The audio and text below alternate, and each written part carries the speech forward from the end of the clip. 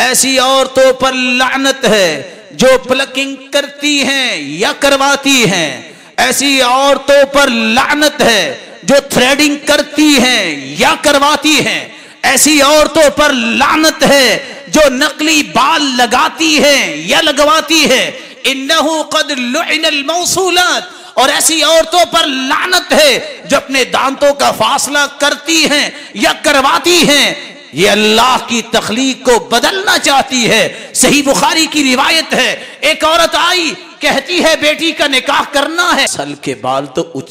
اڑ گئے ہیں، کیا نقلی بال لگوا دوں؟ قال لا انہو قد لعن الموصولات، تمہیں پتا نہیں کہ اللہ نے تو لعنت بھیجی ہے اس پر جو نقلی بال اس طرح لگوائے لوگوں کو دھوکہ دینے کے لیے۔ رسول اللہ صلی اللہ علیہ وسلم کے اس فرمان کو سننے کے بعد ایک شخص نمازی ہے، وہ دیکھے میرے گھر میں کون کون سے کام ہو رہے ہیں، میری بیوی، میری بیٹی اور میری بہن کن کن امور میں اس وقت پڑ چکی ہے، آج یہ نقلی وگز لگوانا، یہ لینز استعمال کرنا کس لیے؟ اللہ نے جو آنکھیں دی اس سے بھی کوئی پیاری آنکھیں ہو سکتی ہے، اللہ نے جو حسن دیا اس سے بھی بڑا حسن ہو سکتا ہے۔ المغیرات خلق اللہ،